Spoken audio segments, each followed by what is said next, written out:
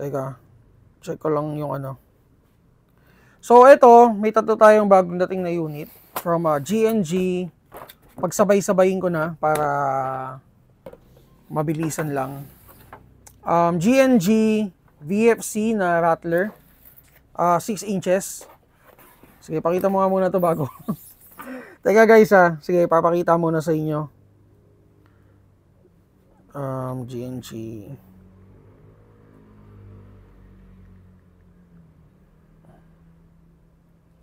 Rattler. Rattler tuloy. Sige na, hindi na ako magkokodi ko. Kung ano na lang nakikita ko, yun na lang i-explain ko sa inyo. So, SSG10 guys, ng no breach. SSG 24. Sorry, 24. So, ito siya. Kamukha ni Mod 24 ng Modify. Even the magazine, the same.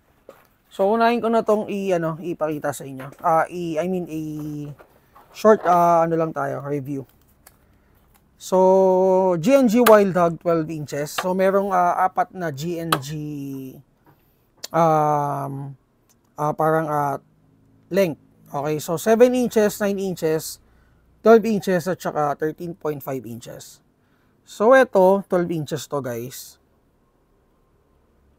So, yung receiver ni G&G, itong Wild Hog na to is polymer. And then front assembly is metal. So naka-keymod handguard siya. And then naka-loudiner. So mahilig si G&G dyan sa mga loudiner or amplifier. And then markings, ayun lang yung markings niya. So selector is metal. Trigger guard is metal, polymer yung grip. So yung grip niya para siyang G26 style. And then front and rear sight kasama na rin. Folding sights, adjustable yung likuran. Charging handle is metal. So naka G&G siya, classic na chamber. So for the likurang parte, naka butterfly swivel siya. Ito, first link attachment. And then G&G stock. So yung pinaka takip ng compartment or bat pad, tinitwist lang. And then ma-access mo na yung battery compartment. So sa battery compartment, mag-relay lang tayo dun sa spacing ni buffer tube. Or yung spacing nung magkabilang gilid nung stock. And then na-adjust pala to guys So meron tong I think mga 5 or 4 position adjustment. And then naka-ETU na rin pala siya. And then itong fuse. So sa bigat naman guys, since yung receiver niya is polymer, magaan siya. So kung naghahanap kayo ng lightweight na rifle, magaan, madaling dalhin, perfecto para sa inyo. So meron din tayong G&G na 7 inches. Ang wala tayo dun sa listahan natin is yung 13 at saka yung 9 inches. So ito pala, nakalagay na rin dito yung yung ang tawag dito, spec niya. So naka ETU MOSFET, 300 rounds na magazine. So battery and charger wala siyang kasama. Okay, so tetest natin. Ito yung 300 rounds na magazine niya. So, yung magazine niya, rubberize yung gitna. Ito. So, test natin. Check natin kung ilang FPS out of the box. By the way, yung magazine release niya is ambi. So, FPS out of the box, 340. So, normal yan kay G&G. Ayan, nasa 340 to 350 out of the box. Ito mahirap sa dikamot. So, for the trigger response, medyo mahina lang yung battery namin, pero maganda yung trigger response niya. Kasi nga, naka-ETU siya. Okay, so for the or for more details, mag-PM kayo sa akin guys para dito sa GNG 12 inches na wild hog natin. Then punta tayo dito sa SIG VFC Rattler. Markings, Lapit Monte brother, yan. So Rattler, SIG MCX. Nagandahan ako dun sa grip niya. Ito guys, polymer to with SIG markings.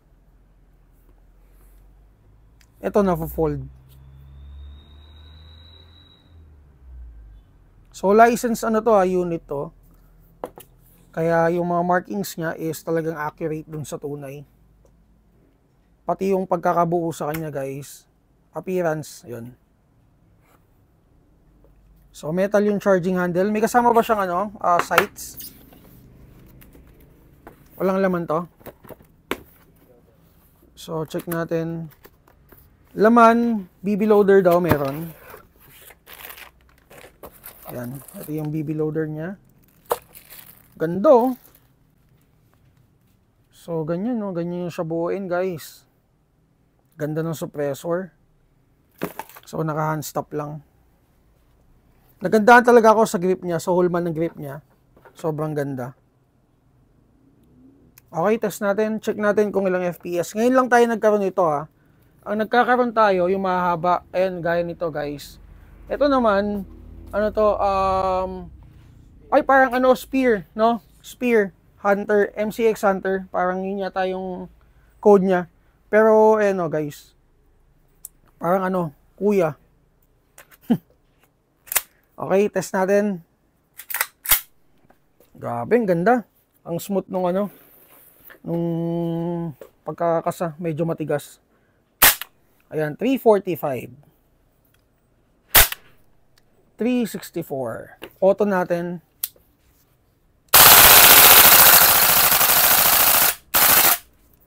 Naubusan ba ng gas?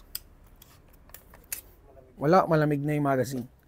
So, check natin kung mag-slide lock siya. O, hindi siya nag-slide lock. Siguro dahil malamig na yung magazine.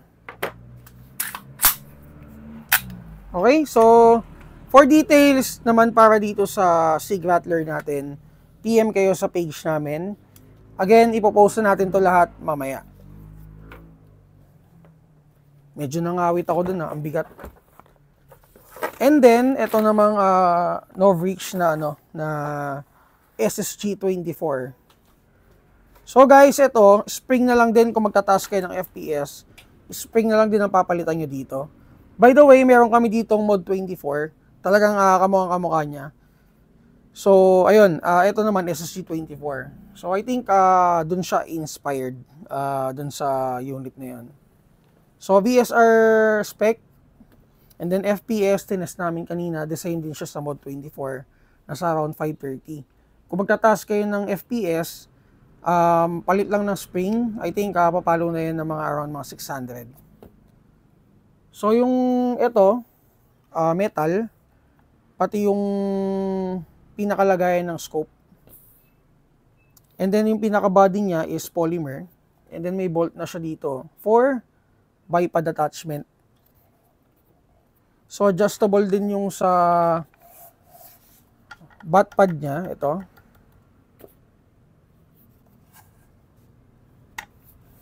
So markings, ito yung markings niya. And then mag-capacity, I think, mga nasa 30 rounds to. Then, kasama dun sa box, may kasama na pala siyang case ha. I think, ang price ito, mga nasa 25k. And then, meron na rin siyang kasamang adapter. I think, adapter to. For BBs. May cleaning rod na rin siya. And then, manual. So, wala na siyang kahit na anong kasama. Okay, test natin. Check natin kung ilang FPS.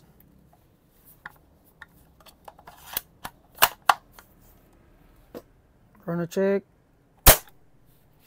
Ibala ba? Okay naman.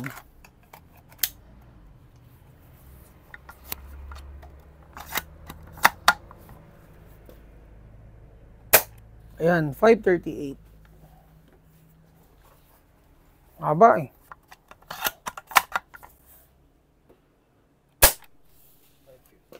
550. Ayan, kita nyo, di ba? Ano na siya? Game site legal na siya.